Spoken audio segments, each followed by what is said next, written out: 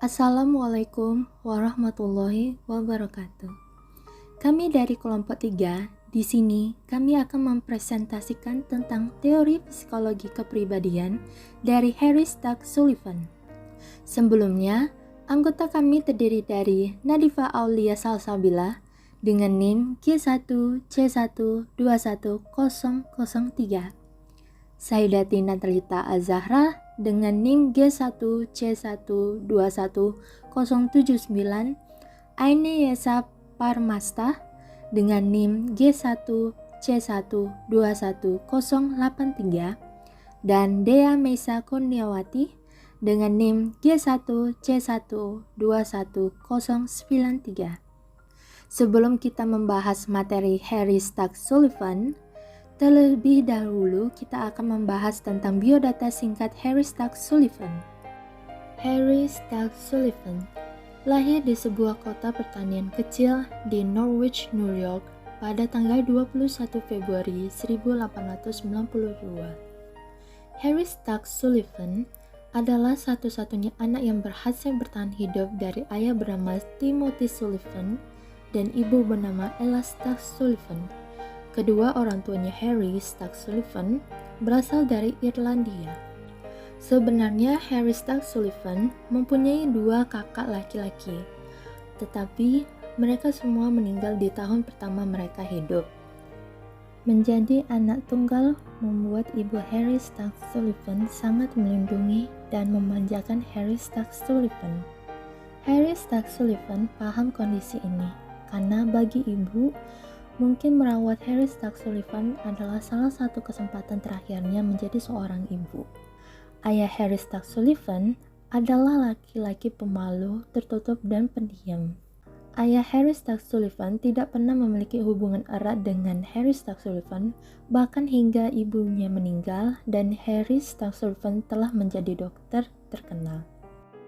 Baiklah, selanjutnya saya Dea Mesa Kurniawati akan menjelaskan tentang gambaran umum teori interpersonal. Harry Stack Sullivan adalah orang Amerika pertama yang membangun teori kepribadian secara menyeluruh. Sullivan meyakini bahwa manusia mengembangkan kepribadian dalam konteks sosial, karena tanpa orang lain manusia tidak akan memiliki kepribadian. Sullivan menyatakan bahwa jika ingin mengenali pribadi manusia, maka dapat mengetahuinya melalui studi ilmiah mengenai hubungan interpersonal. Selanjutnya adalah Sullivan memandang kepribadian sebagai sistem energi, di mana energi itu berupa, pertama, ketegangan, yaitu potensi tindakan yang dialami dalam kondisi sadar dan tidak sadar. Sullivan menyatakan 2 jenis ketegangan, yaitu kebutuhan dan kecemasan. Yang kedua, transformasi energi, yaitu usaha mengubah ketegangan menjadi tingkah laku tersembunyi atau terbuka untuk memuaskan kebutuhan dan mengurangi kecemasan. Ketiga, ada tingkat kognisi. Dalam teorinya, Sullivan menyebut mengenai tingkat kognisi, yaitu suatu hal yang mengacu pada proses merasa, membayangkan, dan memahami. Sullivan membagi kognisi menjadi 3 tingkat, yaitu yang pertama ada prototaksis, yaitu tingkat di mana sebuah pengalaman tidak dapat dikenali, dikomunikasikan, atau digambarkan. Pengalaman itu terkait dengan zona tubuh yang berbeda. Misalnya, bayi merasa lapar dan sakit, maka ia menangis dan mengisap ibu jarinya. Yang kedua ada praktaksis, yaitu tingkat di mana pengalaman pralogis muncul, karena seseorang berasumsi bahwa 2 kejadian yang muncul bersamaan memiliki hubungan sebab akibat. Kesimpulan kurang tepat ini disebut distori praktaksis. Yang ketiga ada sintaksis, yaitu tingkat di mana sebuah pengalaman dapat disepakati dan dikomunikasikan secara simbolis. Kognisi ini muncul pertama kali ketika seorang atau gerakan isyarat mulai memiliki makna yang sama bagi anak maupun orang tua. Pengalaman yang dewasa adalah pengalaman yang terjadi di ketiga tingkat. Yang keempat ada tahap perkembangan. Sullivan menyatakan bahwa ada 7 tahap perkembangan yang dapat mempengaruhi pembentukan kepribadian manusia. 7 tahap perkembangan itu adalah, yang pertama ada masa bayi. Masa ini terjadi pada usia 18-24 bulan. Sullivan meyakini bahwa pada masa ini seorang bayi menjadi manusia melalui kelembutan seorang ibu. Bentuk hubungan ibu dan bayi dapat menjadi sumber kecemasan dalam diri bayi tersebut. Kecemasan ibu selalu berasal dari pengalaman terdahulunya. Yang kedua, ada masa kanak-kanak. Masa ini terjadi pada usia sekitar 2-6 tahun. Pada masa ini, ibu tetaplah menjadi orang lain yang paling signifikan bagi anak. Namun, anak mulai dapat melihat peran ayah baginya. Pada masa ini, hubungan interpersonal tidak terjadi secara sepihak saja tetapi berbelasan. Yang ketiga, ada masa juvenil. Masa ini terjadi pada usia 6-8,5 tahun. Masa ini ditandai dengan adanya kebutuhan akan kelompok teman bermain dan memiliki status sama. Namun, di akhir masa ini, anak akan menemukan satu teman yang sangat akrab dengannya. Pada masa ini, Sullivan meyakini bahwa anak pada masa ini sebaiknya belajar untuk bersaing, berkompromi, dan bekerja sama. Yang keempat, ada masa pra-remaja. Pada masa ini, anak mulai menjalin hubungan intim dengan orang tertentu, biasanya dengan jenis kelamin, usia, dan status yang sama. Hubungan yang terjalin pada masa ini tidak terpusat pada diri sendiri, melainkan sudah didasari oleh ketulusan dalam berteman. 5. Masa remaja awal. Masa ini ditandai oleh pubertas dan munculnya ketertarikan dengan lawan jenis. Ini yang kita sebut sebagai hubungan intim yang disertai dengan nafsu seksual.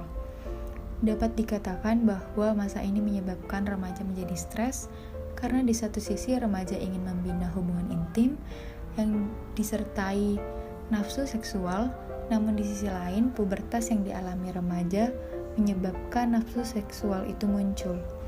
Jika remaja mampu keluar dari konflik ini, yaitu mampu membina hubungan intim dan mampu mengendalikan nafsu seksualnya, maka ini adalah titik balik dalam pertumbuhan dan perkembangan kepribadiannya. Kondisi ini akan membantu remaja di masa selanjutnya, yaitu tidak melihat lawan jenis sebagai objek seksual semata. 6. Masa remaja akhir. Masa ini ditandai ketika remaja mampu merasakan keintiman dengan orang yang sama dan menjalin hubungan cinta di dalamnya. Selain itu, remaja ini akan mulai membina hubungan di perguruan tinggi, tempat bekerja, dengan cara bertukar pikiran atau ide. Kemampuan membina hubungan di masa ini dipengaruhi oleh kemampuan di masa sebelumnya. Jika gagal di masa sebelumnya, maka remaja akan membina hubungan tanpa keintiman atau hubungan yang tidak mendalam atau dangkal. 7. Masa dewasa. Pada masa ini, manusia akan mencapai hubungan cinta dengan orang yang signifikan. Sullivan tidak terlalu banyak mengemukakan pendapat mengenai masa dewasa ini. Ia menyatakan bahwa orang yang sudah mencapai kemampuan mencintai bukanlah orang yang membutuhkan konsultasi lagi.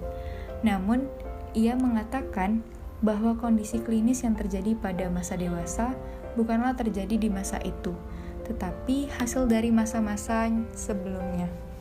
5. Gangguan kepribadian. Dalam teori interpersonal, Sullivan meyakini bahwa gangguan psikologis disebabkan karena faktor interpersonal. Oleh karena itu, gangguan ini dapat dipahami dengan memahami kondisi lingkungan, sosial. Awal mula karirnya adalah ketika Sullivan bekerja dengan pasien yang mengalami skizofrenia. Sullivan membedakan dua jenis skizofrenia, yaitu gangguan yang memiliki gejala karena faktor organik dan gangguan yang memiliki gejala karena faktor lingkungan. Jika disebabkan oleh faktor organik, maka Sullivan menyatakan bahwa hal itu berada di luar ilmu psikiatri interpersonal. Namun, jika disebabkan oleh faktor lingkungan, maka gangguan ini menjadi pusat perhatian Sullivan. Karena kondisi orang yang mengalami gangguan skizofrenia itu dapat dipulihkan dengan psikiatri interpersonal. Orang yang mengalami gangguan skizofrenia ditandai dengan kondisi awal, yaitu kesendirian, rasa percaya diri rendah, emosi tidak wajar, dan memiliki hubungan tidak memuaskan dengan orang lain. 6. Psikoterapi. Sullivan meyakini bahwa Gangguan psikologis disebabkan karena adanya hambatan dalam hubungan interpersonal. Oleh karena itu, ia membuat prosedur psikoterapinya berdasarkan usaha memperbaiki hubungan klien dengan orang lain. Proses ini dilakukan dengan cara terapis berperan sebagai pengamat partisipan, yaitu menjadi bagian dari hubungan interpersonal klien, melakukan tatap muka dengan klien, dan memberi kesempatan klien untuk berkomunikasi dengan orang lain. Cara Sullivan menangani klien yang mengalami skizofrenia sangat radikal.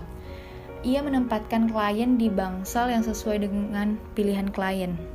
Klien tersebut ditangani tenaga non-profesional yang terlatih dan berperan sebagai teman sesama manusia.